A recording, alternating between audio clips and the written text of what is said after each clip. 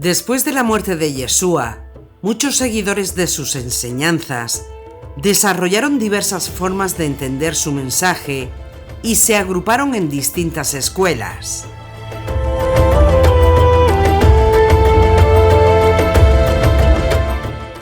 Cada escuela estudió al detalle cada una de las enseñanzas del maestro, aunque con diferentes modos de interpretar su mensaje.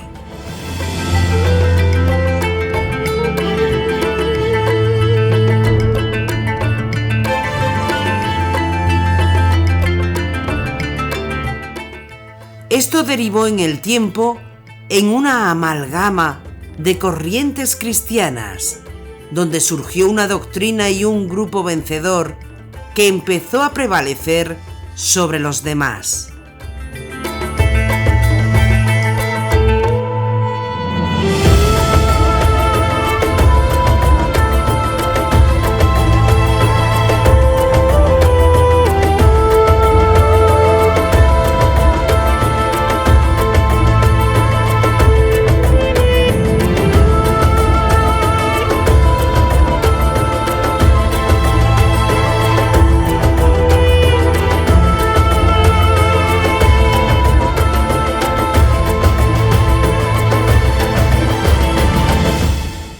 (33 después de Yeshua), capítulo 3. Las escuelas de los creyentes, los otros evangelios.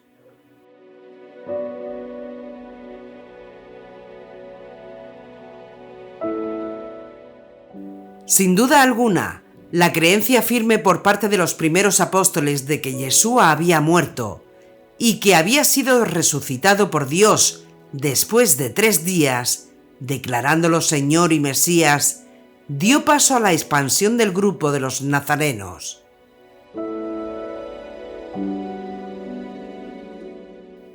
¿Y por qué se llamaban así? ¿Acaso fue porque Yeshua era de Nazaret? La cuestión es un poco compleja, como bien nos enseña Antonio Piñero, y por tanto, para contestar esta pregunta, tenemos que retroceder en el tiempo, hasta la vida de Yeshua.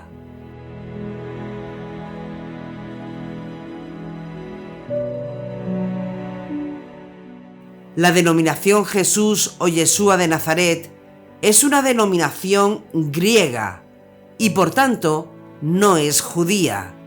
Sumado a que esta designación está poco representada en el Nuevo Testamento, porque lo que afirma es Yeshua, hijo de José, como se puede comprobar en Juan 6:42.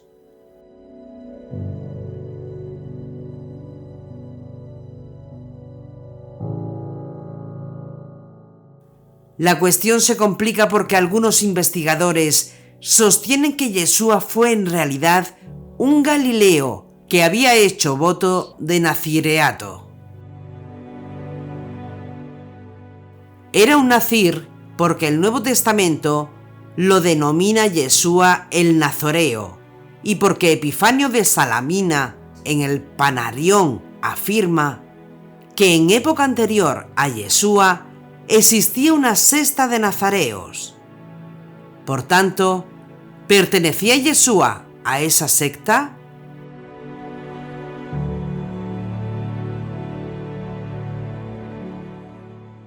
Otros sostienen que había otra secta de gentes que se consideraban davídidas y que tenían un nombre parecido, Netzer, que quiere decir retoño.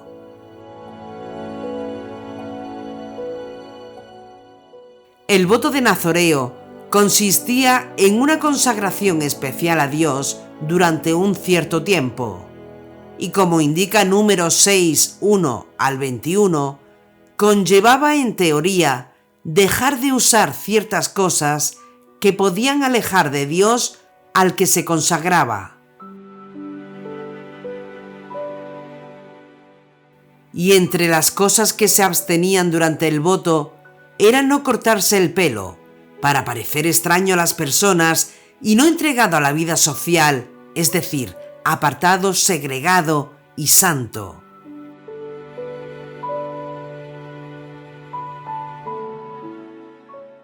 Además, tenían que abstenerse de beber vino y bebidas fermentadas, además de tener prohibido tocar cadáveres, aunque incluso fuesen de familiares. Y curiosamente, no se habla de abstenerse de contactos sexuales durante el voto de nazoreo.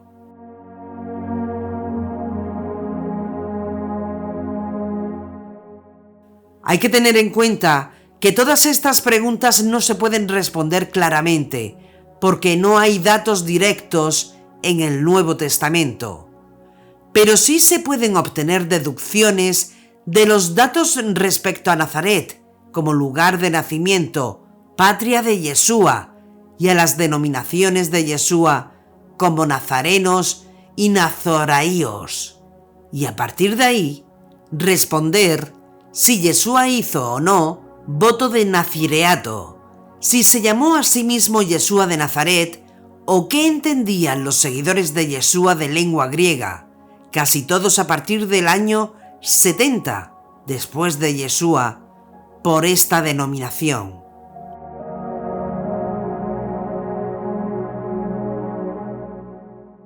Entre las posibilidades plausibles puede que Yeshua perteneciera a la secta de los nazoreos, que Yeshua era un netzer, es decir, un vástago del rey David, que Yeshua era un nozri, es decir, un observante de la ley, o como dijimos anteriormente, que Yeshua era un nazir, un nazireo, obligado por un voto de nazireato.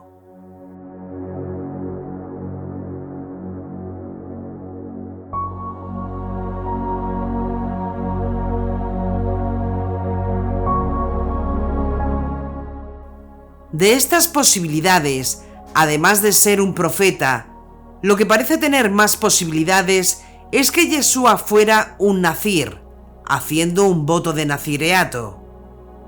Y la razón es la escasez enorme en el Nuevo Testamento de la expresión Jesús de Nazaret.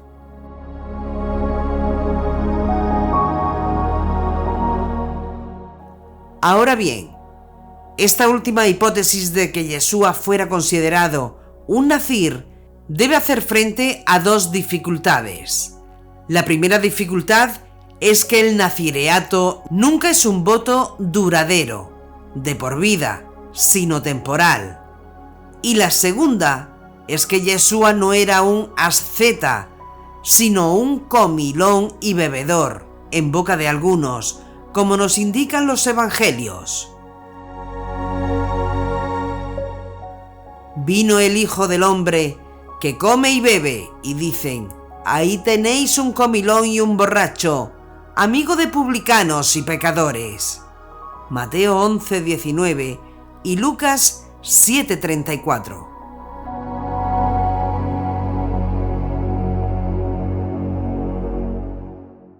Naturalmente, esa expresión de Yeshua era una exageración, pero indica que practicaba la comensalidad como signo del reino. Por tanto, las dificultades para Yeshua, un nazir, no se pueden resolver fácilmente, salvo que se piense que Yeshua hizo una o varias veces el voto de nazireato en su vida, aunque sus biografías no hayan recogido la noticia. Y que en muchas ocasiones nazir podía significar en sentido amplio hombre de Dios o consagrado o santo en general. Por tanto, parece bastante seguro, porque en hebreo tienen consonantes distintas, que nazareno, nazireo, nazoreo no significó al principio hombre de Nazaret, sino Yeshua el Nazir, el santo, el Hijo de Dios y el siervo de Dios, y que posteriormente en un ámbito griego se lo denominó Yeshua de Nazaret, al modo griego.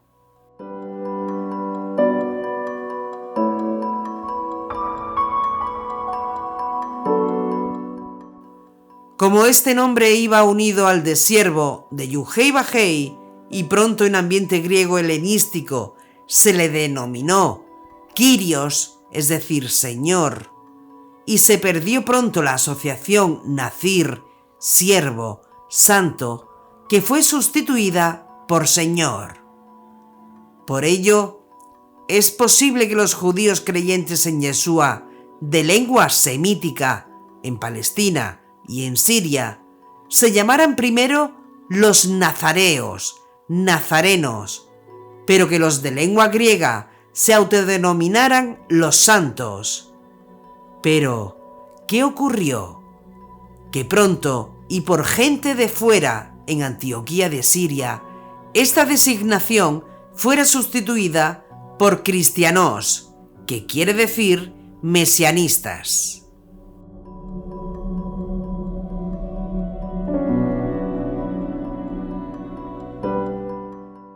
En consecuencia, Yeshua el Nazireo o el Nazoreo no fue bien entendido por los griegos y su nombre se completó a la manera griega: Jesús de Nazaret, o hombre de Dios, perdiéndose el nombre semítico Yeshua hijo de José o Yeshua el Santo, el Siervo, el Nazir, designaciones muy semíticas y que para un griego eran muy raras.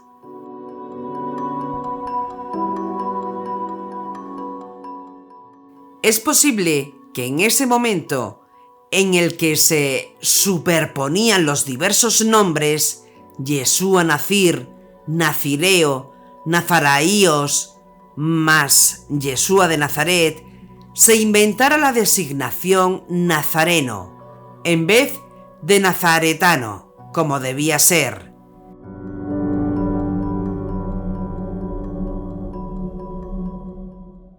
Finalmente, es bastante seguro el que se impusiera años más tarde Yeshua de Nazaret, que es modo normal griego de llamar a las gentes, el nombre más el lugar de procedencia.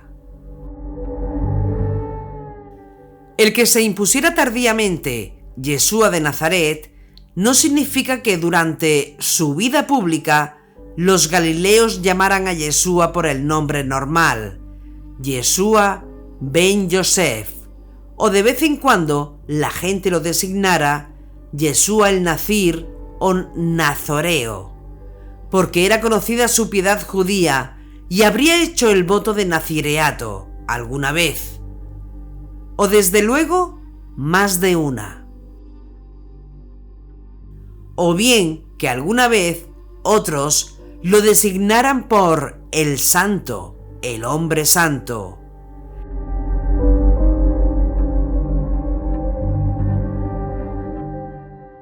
En síntesis, con el tiempo, cuando la asamblea de creyentes se hizo cada vez más grecorromana al crecer el grupo de gentiles, la denominación griega fue la que se impuso con el tiempo, surgiendo el cristianismo.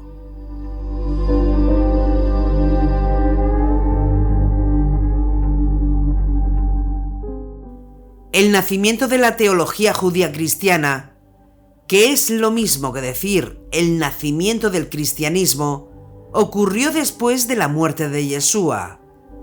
Y como bien sabemos, el grupo de sus seguidores, que no eran muchos, con un esfuerzo de una gran talla intelectual dentro de la teología judía, intentaron explicar a otros judíos cómo había sido en realidad la vida, la figura y la misión de Yeshua de Nazaret, partiendo de dos premisas.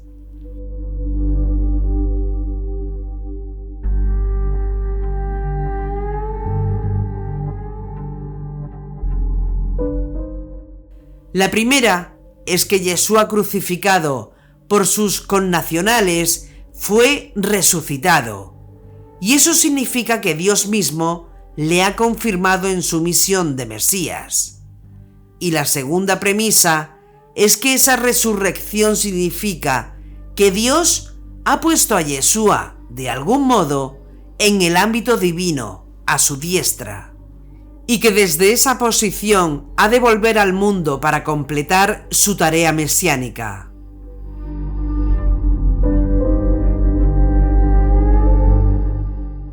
Sin duda alguna, esta tarea de explicación teológica de la figura y misión de Yeshua, del plan divino sobre él, solo podía hacerse por medio de la utilización del instrumento único que Dios había concedido para escrutar sus divinos planes, la Torá. Por ello, los primeros seguidores de Yeshua estudiaron ansiosamente las Escrituras para encontrar la iluminación necesaria para explicar lo que había ocurrido con Yeshua.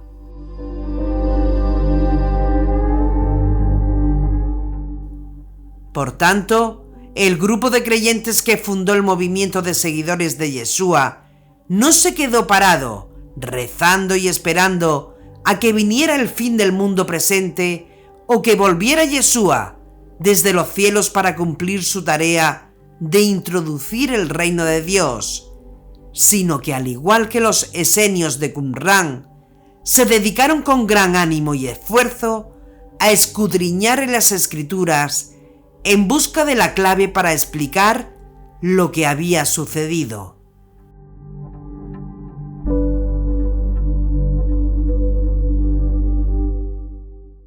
Debido a esto, la reinterpretación de Yeshua fue plural, porque fueron muchos los que intentaron esa tarea.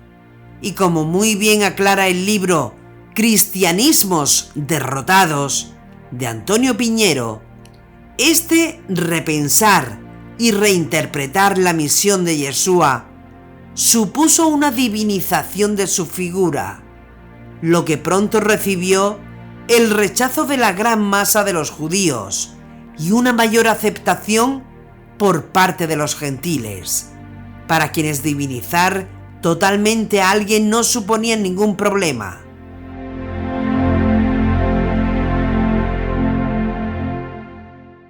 El trabajo de interpretar a Yeshua en las Escrituras, sobre todo los Salmos y los profetas, fue esencialmente alegórica. Es decir, se encuentra Yeshua en el Tanaj a base de alegorizar o interpretar espiritualmente a Yeshua. Y aunque sin duda alguna la teología de Pablo y de otros nació en un ambiente judío, lo hizo profundamente helenizado. Es decir, se hizo en base sobre de ver la Biblia como una alegoría de lo que iba a suceder en Yeshua el Mesías.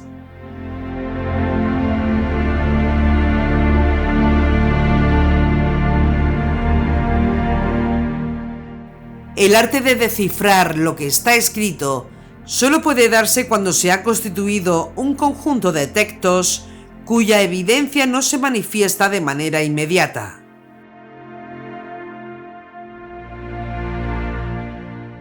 En este caso, los judíos creyentes en Yeshua debían dar sentido a ciertos pasajes de la Biblia hebrea, para saber si lo ocurrido con Yeshua como Mesías debía ser como se creía, el cumplimiento de la alianza antigua de Yuhei Bajei con su pueblo.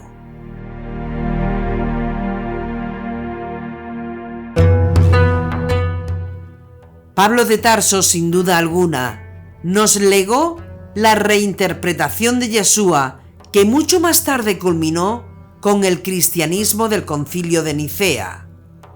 Pero, ¿se perdió el grupo de judíos creyentes de Jerusalén? Se suele decir que cuando las tropas romanas acabaron con el grupo de judeocristianos que estaban en Jerusalén en el año 70, el judeocristianismo dejó de existir en la práctica. Pero creemos que hay que matizar seriamente esa afirmación.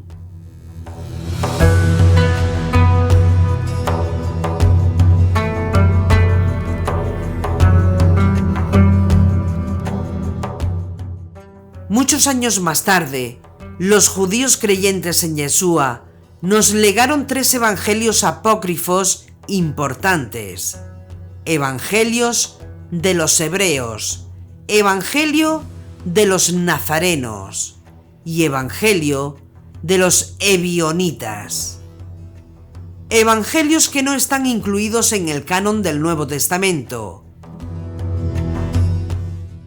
¿Y qué dicen estos evangelios?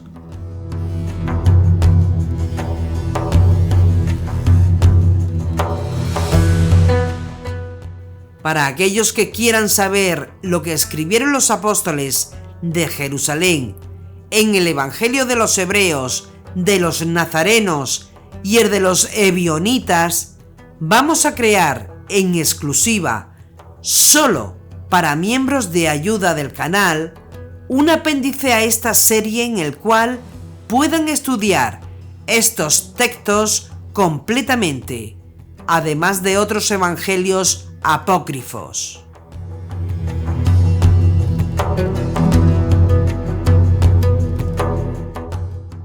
Por un lado estarían los nazarenos y por otro los llamados ebionitas. Los nazarenos, como dijimos, eran los descendientes directos de la asamblea judía de Jerusalén, que huyeron de la ciudad para refugiarse en Pella, al oriente del Jordán. Además, por los escritores de la época, sabemos que estos judíos eran fieles a las tradiciones judías, pero que se mantenían a juicio de los mismos escritores en la ortodoxia, concretamente sobre la divinidad de Yeshua, entre otras cosas. Pues bien, estos judíos consideraban el original Evangelio de Mateo su Evangelio.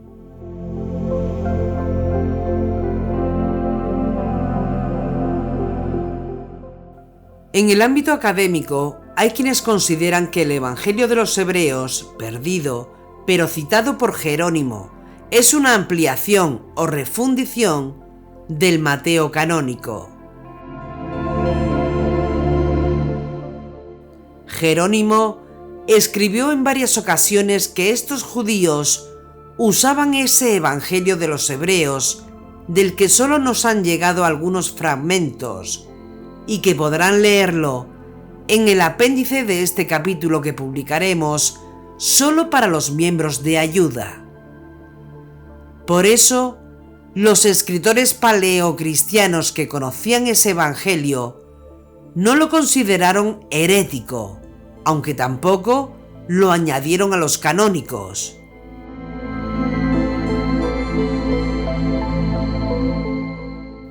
Por otro lado, estaban otros judeocristianos llamados los ebionitas.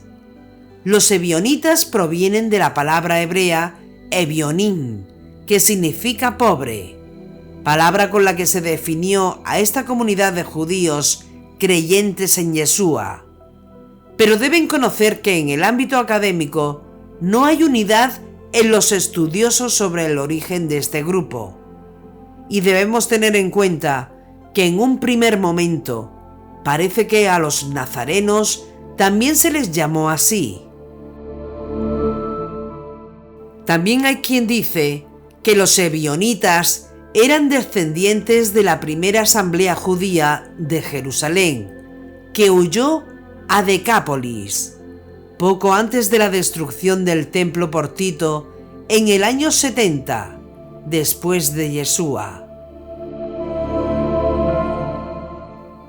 Otros estudiosos sitúan los orígenes de los ebionitas en tiempos anteriores al mismo Yeshua, concretamente en grupos de esenios o en discípulos del mismo Juan el Bautista.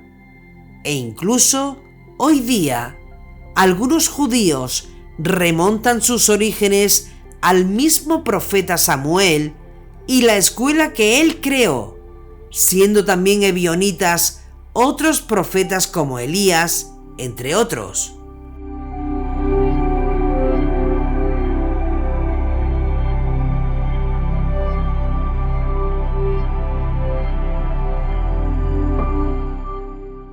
Por otra parte, Ireneo de Lyon, discípulo de Policarpo, quien a su vez lo fue del apóstol Juan, en la segunda mitad del siglo II después de Yeshua, citó a los ebionitas en contra de las herejías y dijo: los ebionitas utilizan únicamente el evangelio que es según San Mateo y rechazan el evangelio del apóstol Pablo, llamándole apóstata de la ley.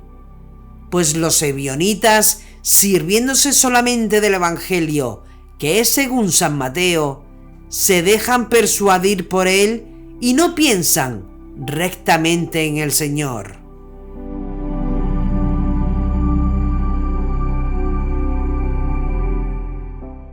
Como vemos por el testimonio de Ireneo en el siglo II, los ebionitas, a diferencia de los nazarenos, no creían en la divinidad de Yeshua. Por otra parte, otra obra temprana como el apócrifo, Los viajes de Pedro, de finales del siglo I después de Yeshua, hacen referencia también de los ebionitas. Este libro, del que se conservan parte, fue citado abundantemente por Epifanio, cuando habla de los ebionitas y nos muestra un acercamiento muy probable de sus enseñanzas a los ideales de los esenios.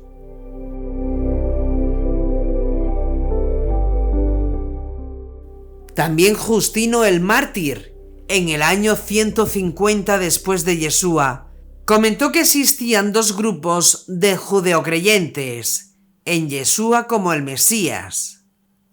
Por un lado estaban los nazarenos, descendientes de las comunidades de Santiago, quienes participaban de la fe común, pero seguían permaneciendo fieles a las tradiciones judías.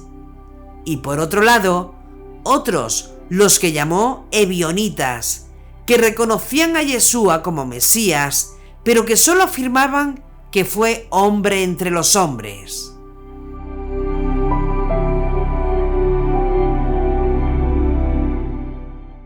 A modo resumido, estos son los pocos datos que sabemos de los nazarenos y los ebionitas, que fueron mirados con muy pocos recelos por sus contemporáneos cristianos procedentes de los gentiles, no judíos. ¿Y por qué fueron surgiendo recelos? Quizás debido a su insistencia en guardar la ley de Moisés y circuncidarse, aunque no sacrificaban y celebraban el Shabbat y el domingo, cosa que no contradice lo practicado por la Asamblea Judía de Jerusalén y que nos describe los Hechos de los Apóstoles. Insistían en alejarse del aspecto ceremonioso de la ley, atendiendo más a su contenido moral, asemejándose mucho a los esenios.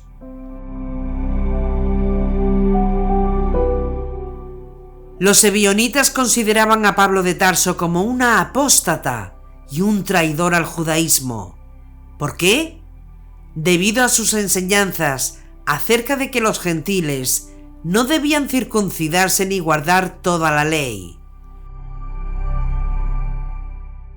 Respecto a Yeshua, lo consideraban hijo de José y María, pero no divino, aunque sí superior a los ángeles, y que su título de Hijo de Dios le vino como adopción en el momento de ser bautizado, perdiéndolo en el momento de la crucifixión.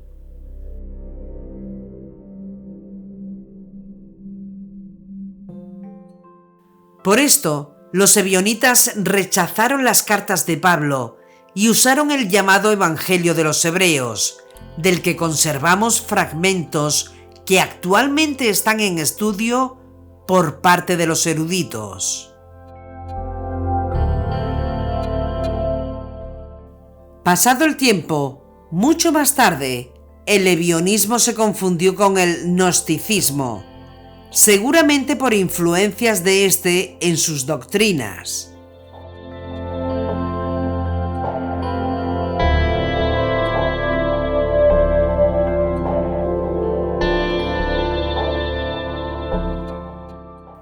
Es muy interesante los comentarios que hizo Eusebio de Cesarea en su Historia Eclesiástica de principios del siglo III después de Yeshua sobre ellos.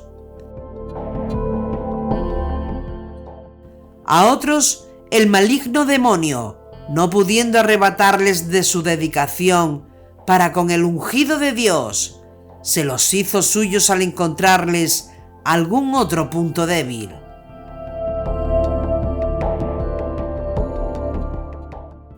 Los primeros fueron llamados ebionitas acertadamente, pues consideraban a Yeshua Mesías de un modo pobre y bajo.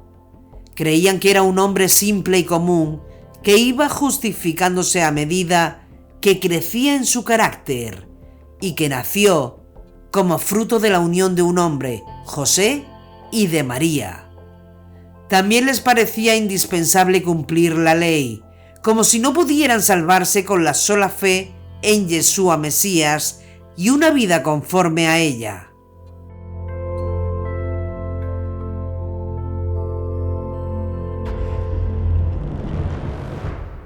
Además de estos, existieron otro tipo de ebionitas, o quizás los nazarenos, con el mismo nombre, pero libres de las cosas de los anteriores que consideraban absurdas. No rechazaban el hecho de que Yeshua naciera de una virgen y del Espíritu Santo, pero del mismo modo que aquellos no confesaban que ya preexistía, que Él era el mismo Dios, el Verbo y la sabiduría. También se afanaban en honrar el culto a la ley escrita. También pensaban que se debían rechazar definitivamente las epístolas de Pablo de Tarso, al que llamaron apóstata de la ley, pero hacían uso exclusivo del llamado Evangelio de los Hebreos, ignorando los demás.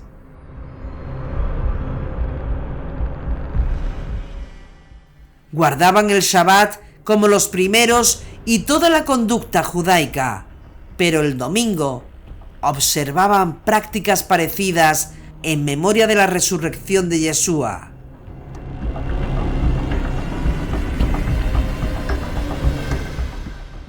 Por esta causa de hechos, llevaron esa denominación, porque el apelativo ebionita expresa la pobreza de su mentalidad, pues los hebreos llamaban con ese nombre al pobre.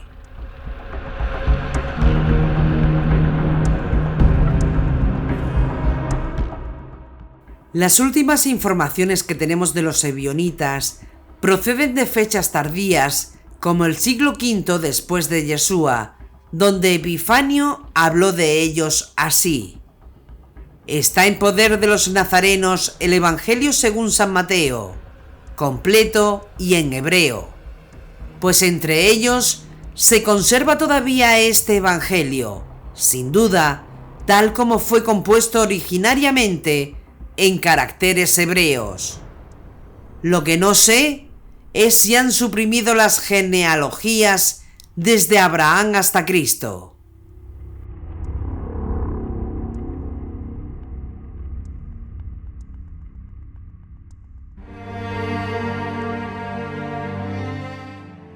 Aunque deben tener en cuenta que cuando Epifanio dijo esto sobre el Evangelio Mateo en hebreo, se trata de un texto en lengua aramea judaica.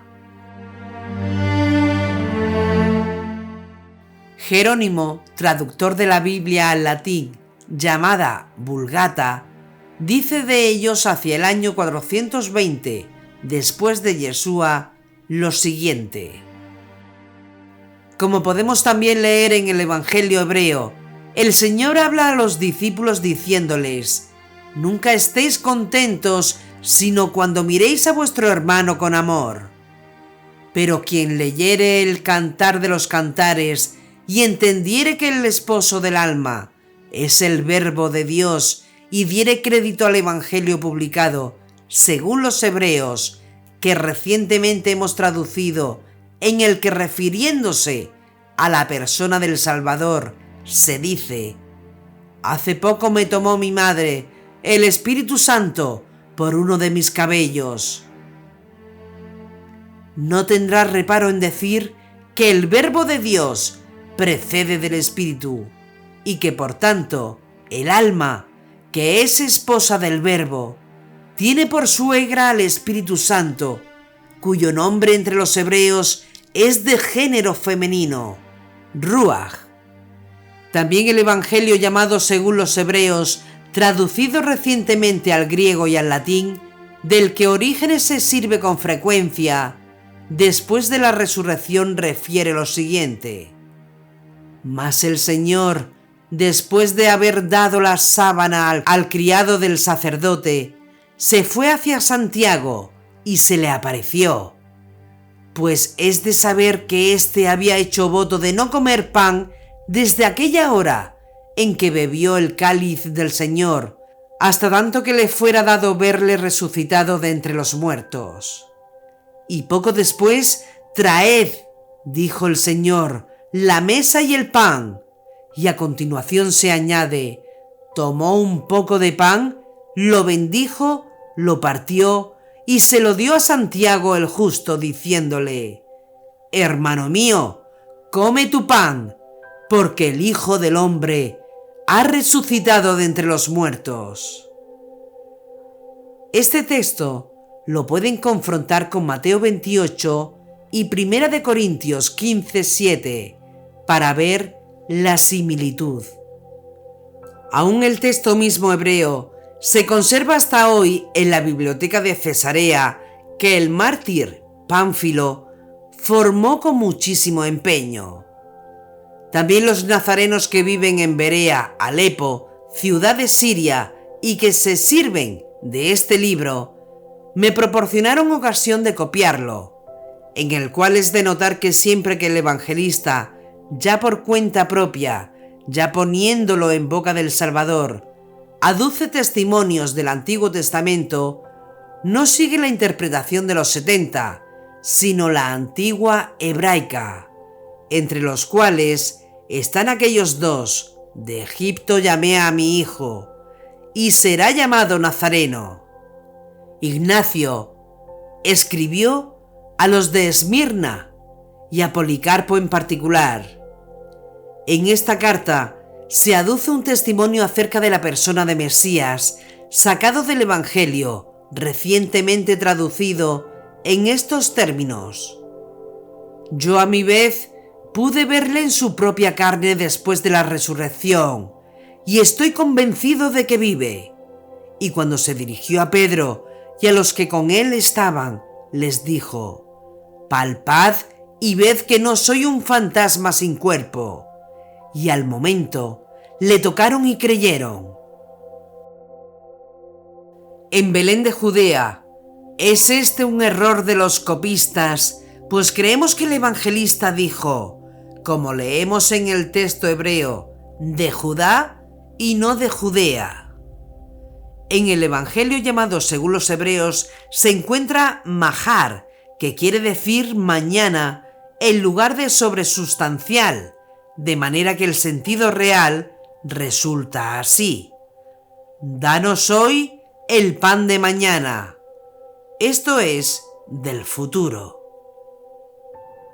En el Evangelio hebreo, según San Mateo, se dice: danos hoy el pan de mañana, esto es, danos hoy el pan que vas a darnos en tu reino. En el Evangelio usado por nazarenos y ebionitas, recientemente traducido del hebreo al griego y que la mayoría llaman el auténtico de Mateo, este hombre que tiene la mano seca se dice ser un albañil y se le describe pidiendo socorro con estas exclamaciones: era albañil y me ganaba el sustento con mis manos. Te ruego, oh Yeshua, que me devuelvas la salud para no verme obligado a mendigar vergonzosamente mi sustento. Este texto lo pueden confrontar con Mateo 12, 9-13. En el evangelio que usan los nazarenos encontramos escrito, en lugar del hijo, de Baraquías, hijo de Joiada. Barrabás, que había sido condenado por rebelión y homicidio, se interpreta hijo de su maestro en el Evangelio llamado según los Hebreos. En ese Evangelio, que repetidas veces hemos mencionado, leemos que el arquitrabe del templo, de tamaño extraordinario, se rompió y se partió.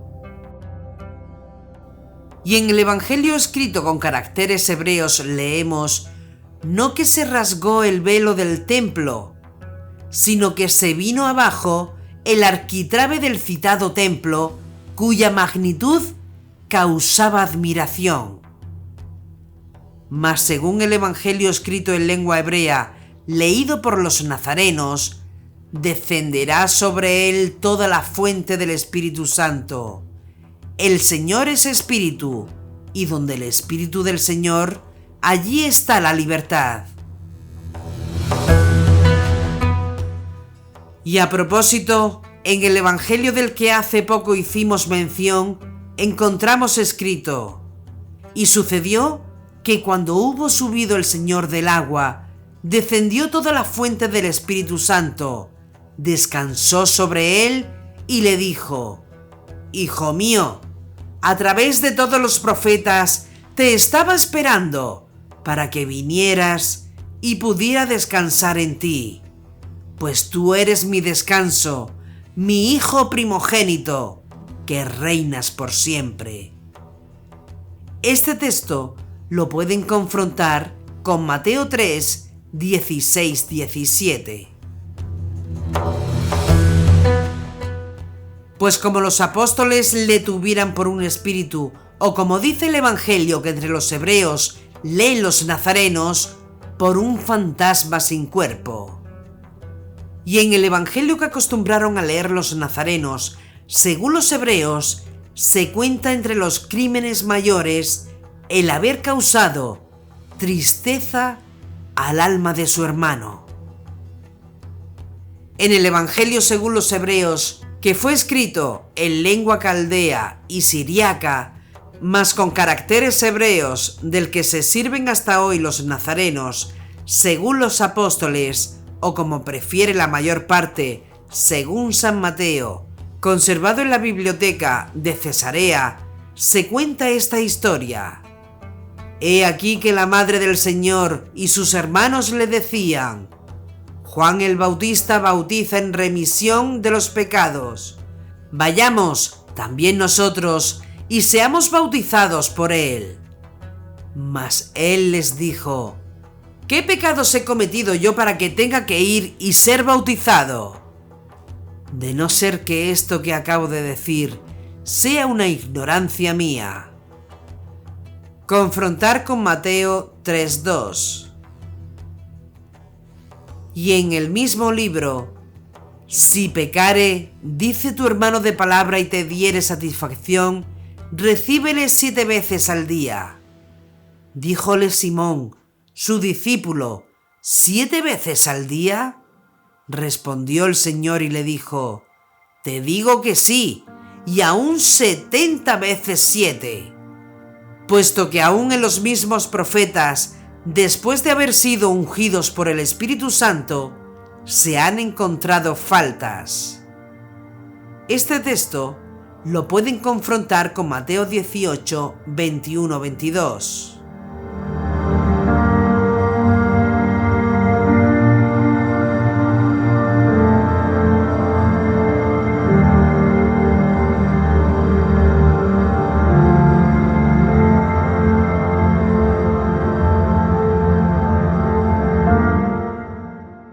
Como hemos visto, existen numerosos testimonios sobre los ebionitas y los nazarenos, hasta bien entrado el siglo VI después de Yeshua. Por tanto, decir que los judíos creyentes en Yeshua se perdieron de la historia en el primer o segundo siglo es un error.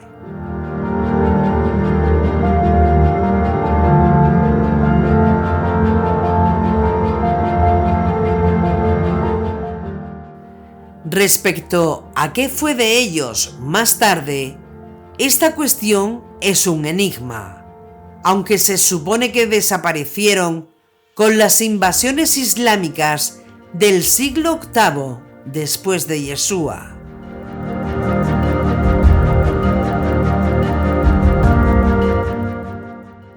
Los evangelios de judíos creyentes en Yeshua, llamados académicamente judeocristianos, es decir, afines a la mentalidad de los seguidores más cercanos de Yeshua, representados por la Asamblea de Jerusalén, dirigida por Santiago, el hermano de Yeshua, son sin duda alguna un material de mucha ayuda, ciertamente, pero es escasísima en aportaciones para reconstruir la vida, los hechos y los dichos de Yeshua.